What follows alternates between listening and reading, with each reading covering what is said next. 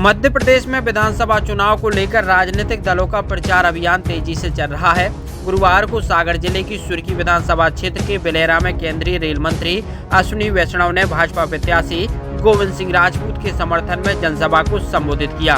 उन्होंने इंडिया गठबंधन पर जमकर निशाना साधा। उन्होंने कहा कि जिस ग्रुप में कांग्रेस लालू केजरीवाल है उसका नाम है घमंडिया गठबंधन, जो सनातन विरोधी है। ग्रुप के बारे में आपसे एक बात पूछना चाहता हूँ। जिस ग्रुप में कांग्रेस है, जिस ग्रुप में लालू जी है, जिस ग्रुप में केजरीवाल है, नाम है उसका घमंडिया।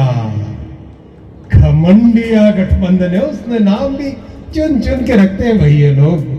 60-70 साल देश की हालत खराब की और अब वो क्या बोलते हैं कि सनातन ऐसा है जैसे कोई गंदी बीमारी हो, ऐसा बोलते हैं। क्या आपको यह स्वीकार है?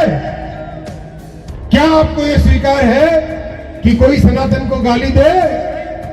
अगर स्वीकार नहीं है तो मेरे साथ जोर से जवाब दो। क्या आपको स्वीकार है ये? क्या आपको कांग्रेस की सनातन को गाली देना स्वीकार है? क्या भगवान श्री राम का बड़ा मंदिर बनाने जाए, कांग्रेस उसका विरोध करे, आपको यह स्वीकार है क्या?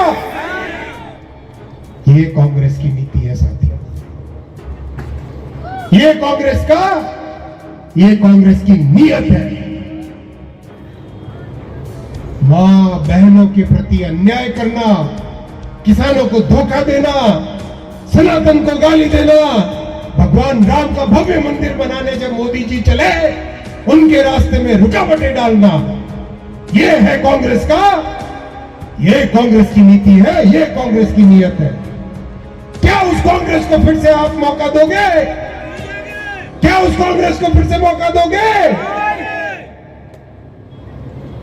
याद रखना, ये चुनाव नहीं है, ये भारत के भविष्य का बहुत बड़ा इम्तिहान है।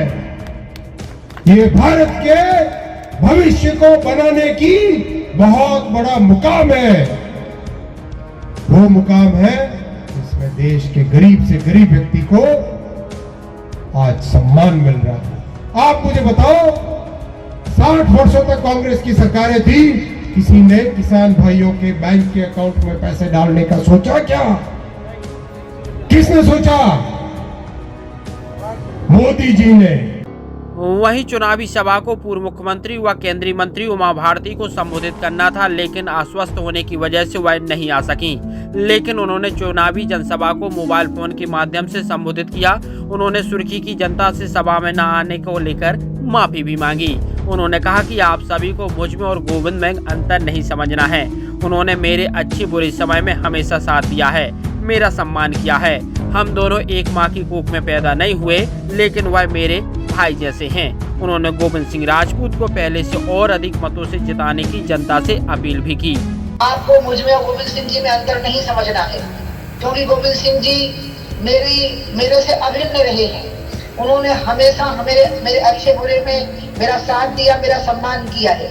हम बस एक माँ की कोख से पैदा नहीं हुए हैं, अन्यथा ये मेरे भाई जैसे हैं। और इसलिए मैंने स्वयं गोविंद सिंह जी को फोन किया था और उनको कहा था कि आप सभी को बुलाया जाए, और क्योंकि इनको जरूरत नहीं थी, आप सबका आशीर्वाद इनके ऊपर रहता है और इनको चुनाव जीतना था, लेकिन मेरी इच्छा थी कि इनके विजय की यज्ञ में मेरी भी एक आहुति पड़ी। बस भगवान की दया नहीं हो पाई तो मैं आप सबके बीच में उपस्थित नहीं हो पाई।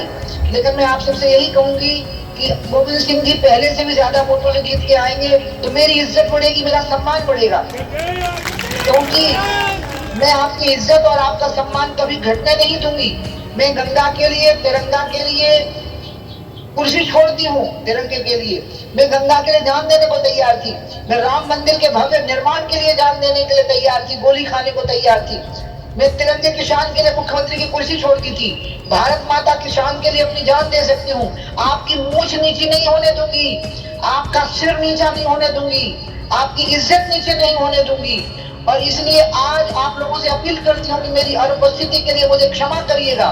और पहले जितने वोटों से मेरा भाई गोविंद सिंह जीता था, आज मैंने इसलिए आप सबका आह्वान किया, आप सबको बुलाया, नहीं तो मुझे कौन पूछता। मेरे सिर पर किसका हाथ है आप बताओ? आपका ही तो हाथ है मेरे सिर के ऊपर।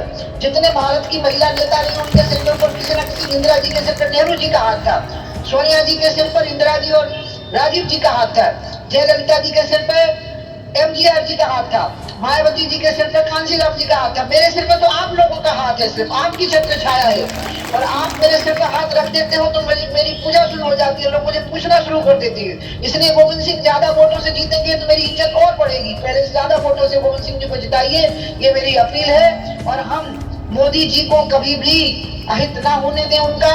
हम मोदी जी को उपहार देंगे कमल का एक एक दबाया गया बटन, आपके द्वारा दबाया गया बटन मोदी जी को अर्पित किए गए कमल के फूल होंगे। मैं गोविंद सिंह जी को प्रचंड मतों से जिताने की अपील करती हूँ और अपने भाई अश्विनी वैष्णव जी का बहुत बहुत अभिनंदन करती हूँ कि वो मेरी कर्म भूमि, मेरी जन्मभूमि में मेरे भाई बंधुओं, मेरे कुल के लोगों के सामने उपस्थित हुए हैं। उनका मैं बहुत बहुत स्वागत करती हूँ।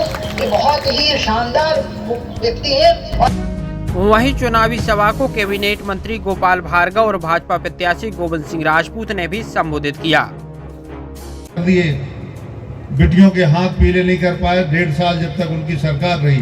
आप सब लोगों को मालूम होगा तमाम योजनाएं, संबल योजनाएं बंद कर दी। कोई मृत हो जाता था हम 2 लाख देते थे, एक्सीडेंट पे 4 लाख देते थे, लेकिन यह भी कमलनाथ जी ने बंद कर दिया। कफन दफन के पैसे बंद कर दिए, 5000 रुपया। आप सबको मालूम है वो काले दिन, वो बुरे दिन, अंधेरे के दिन, बदहाली के दिन न लौटे। इसके लिए आप भारतीय जनता पार्टी को आशीर्वाद है, गोविंद भाई के लिए आशीर्वाद है। यही बुलाएं सभी के लिए नमस्कार।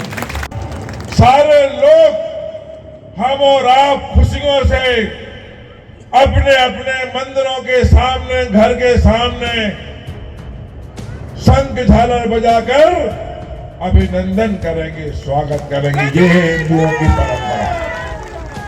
तो ये है भारतीय जनता पार्टी की सरकार।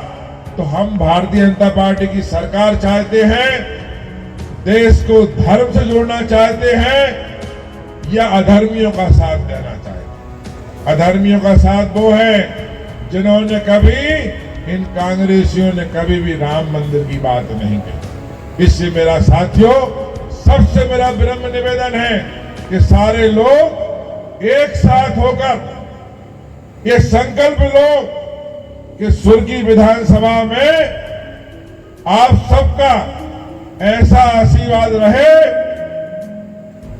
कि भोपाल तक खबर पहुंचे कि विकास की भी कीमत होती है, संबंधों की कीमत होती है।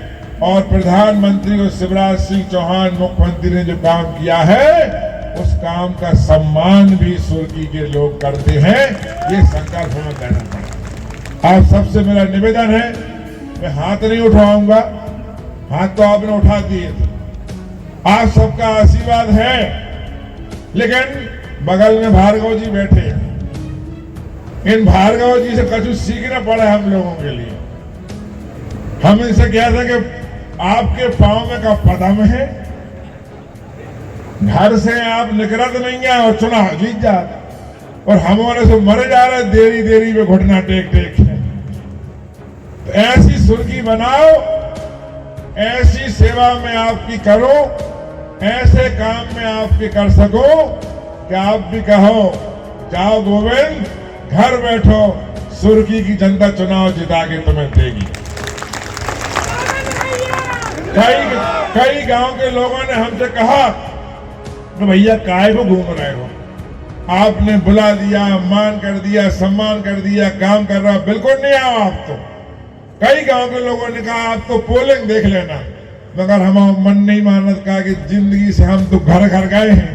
हमने कि भैया जितनों बन हैं उतने घर घर हम आएंगे, सबका आशीर्वाद लेंगे।